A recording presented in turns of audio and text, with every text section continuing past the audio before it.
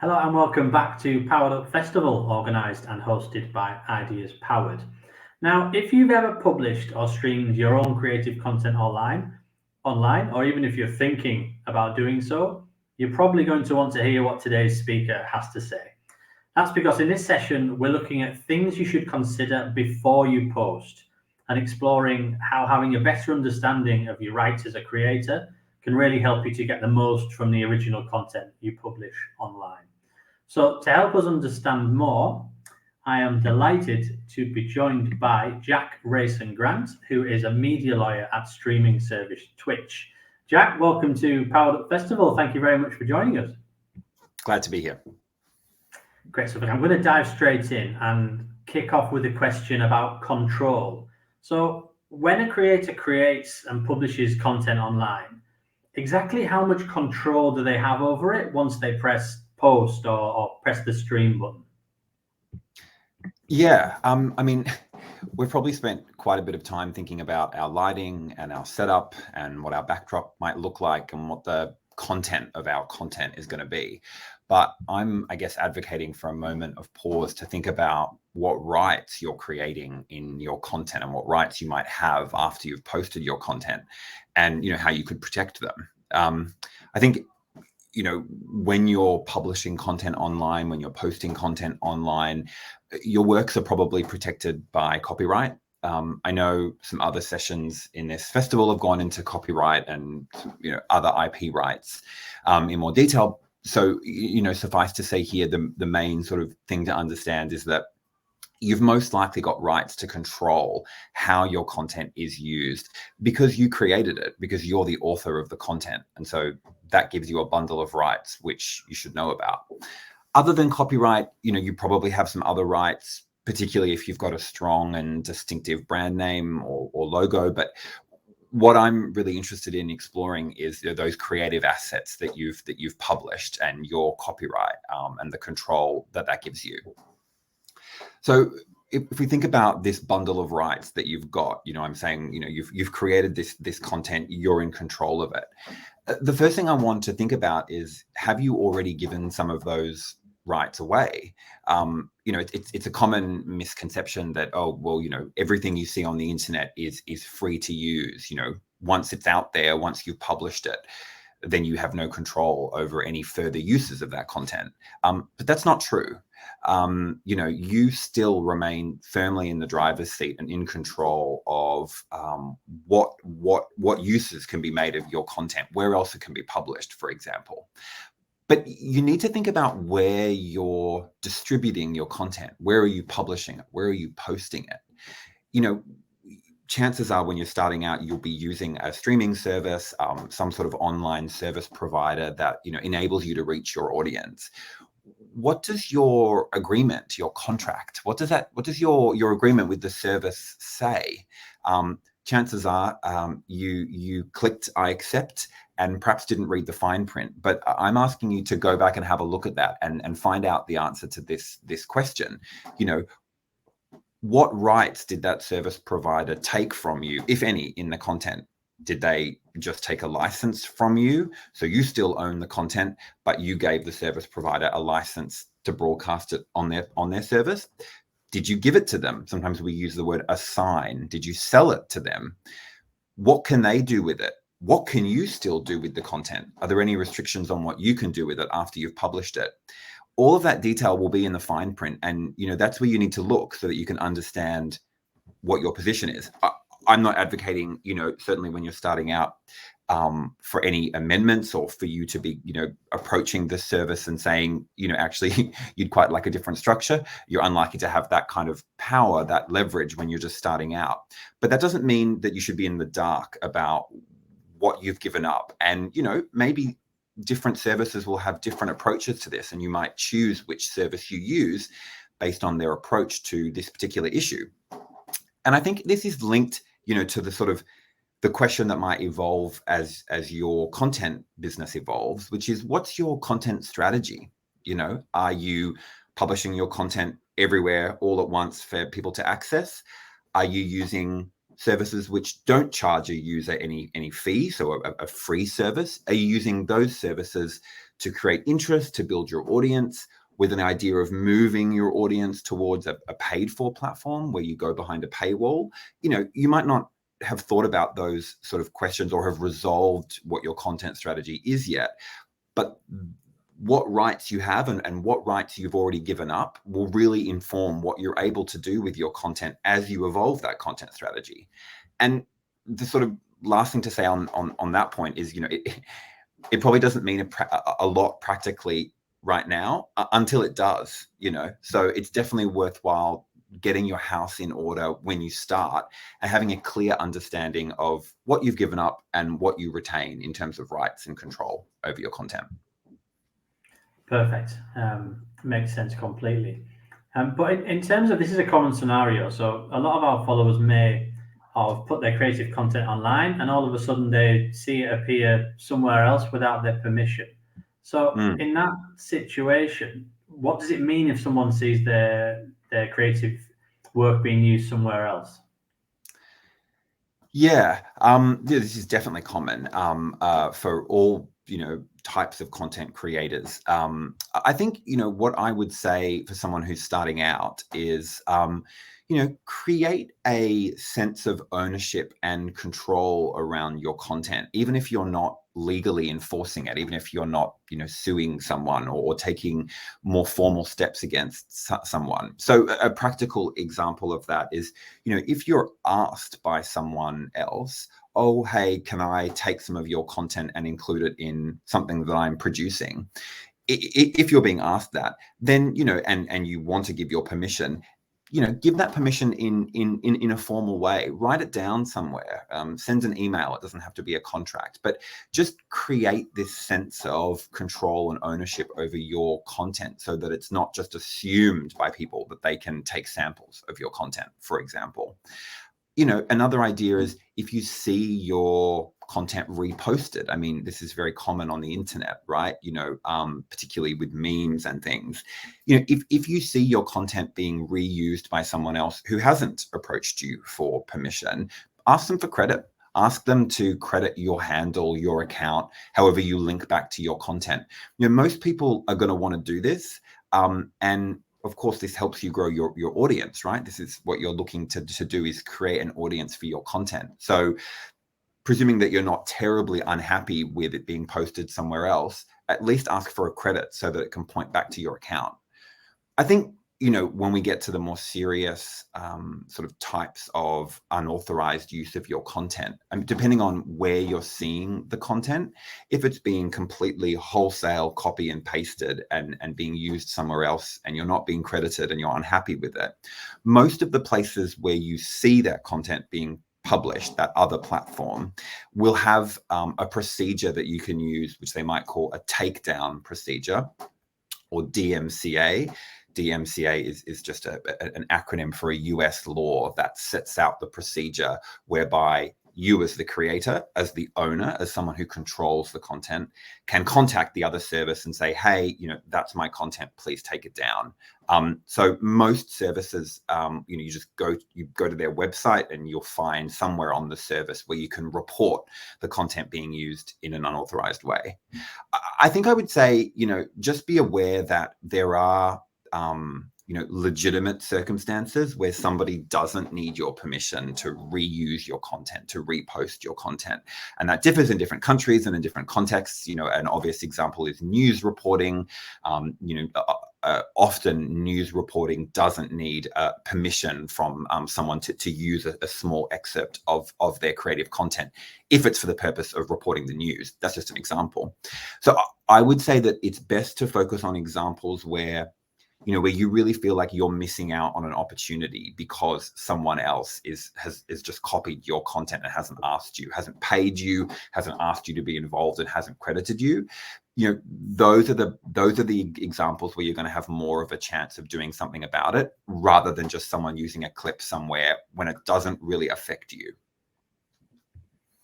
Yeah, it makes complete sense. And I kind of picked up on something that you mentioned in regards to this kind of moral sense of community that we have on online platforms, and we should if someone asks permission and this kind of thing. But what does it mean on the flip side? So on the reverse format, because it works two ways. So if someone's asking us for permission to use our work, what as creators do we need to be aware of if we'd like to do it the other way around?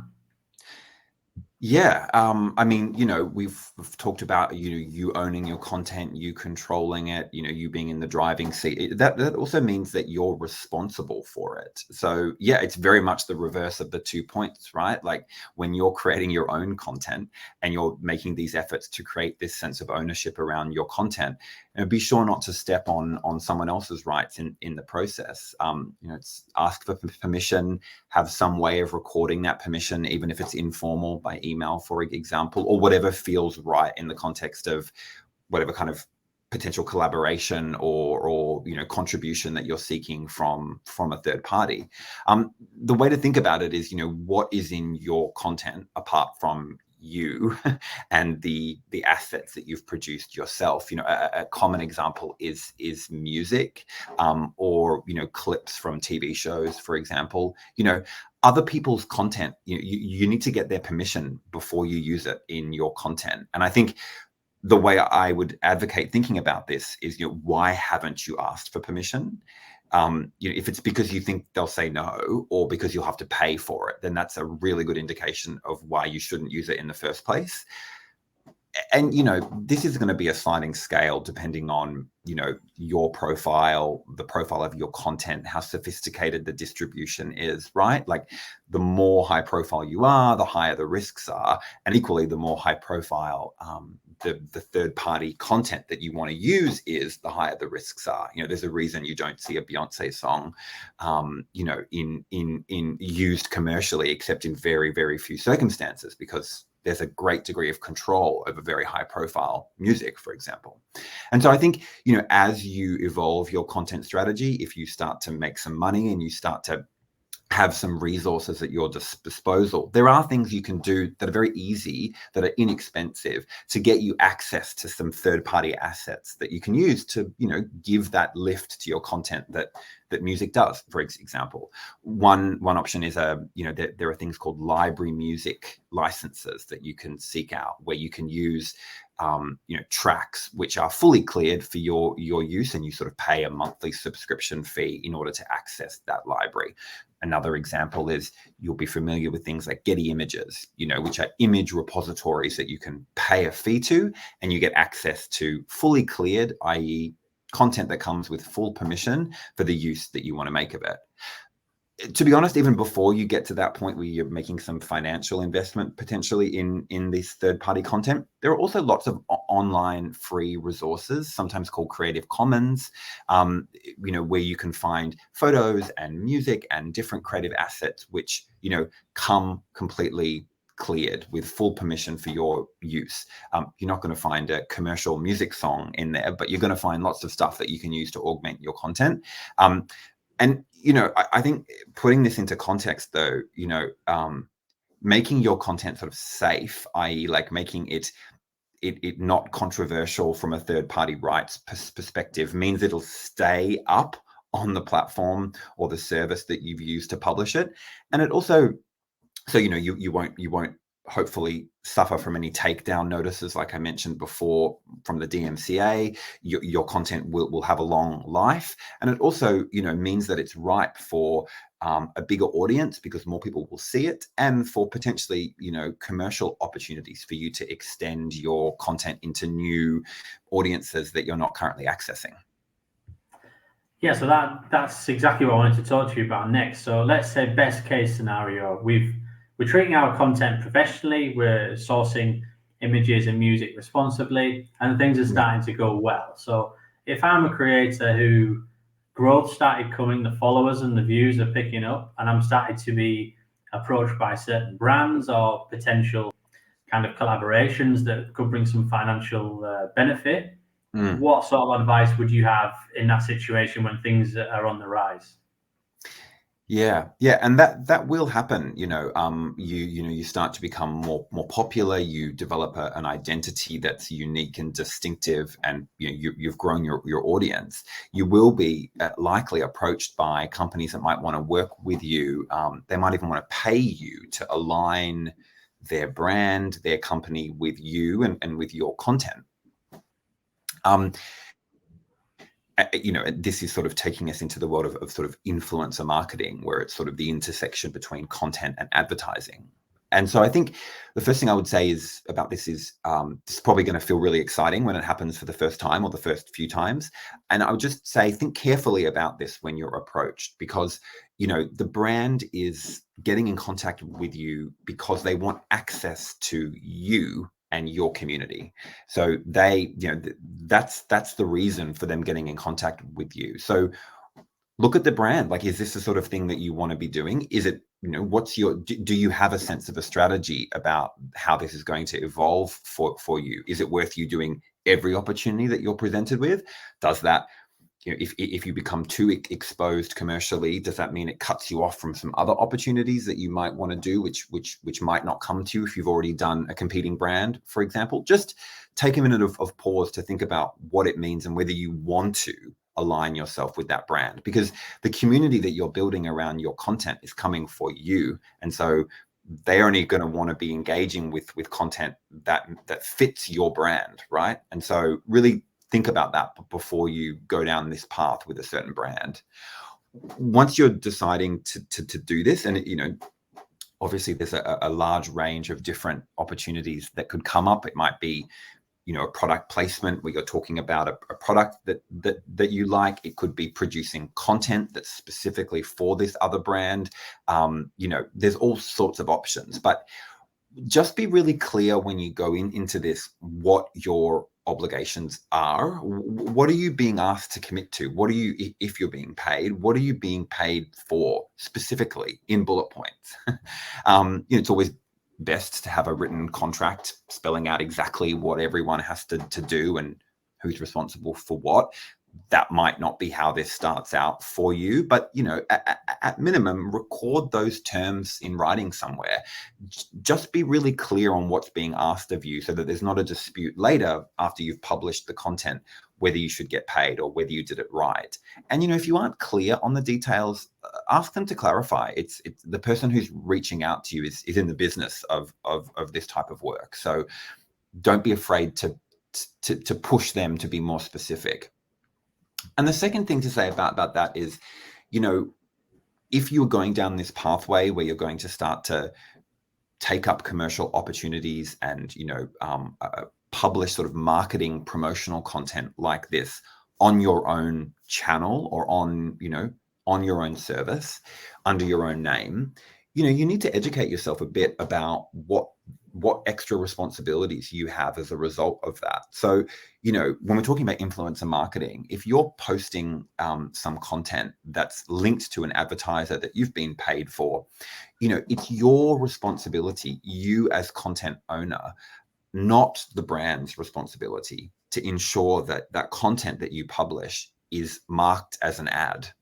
So you'll be familiar with some of the different services have different options, paid partnership and things, which you can sort of turn on, which make it really clear to your audience that this is not your normal editorial content. It's not content that you're coming up with organically. It's because you're linked with a brand that you're publishing this content. The safest way to protect yourself in that instance is to add #ad to your post. That's kind of the basic understanding in the industry of that's the best designation, the best sort of evidence of advertising content. Of course, not every single time that you engage with a brand are you producing ads for them. There's a test which you have to sort of think about, before you publish your content, but it does differ in different countries.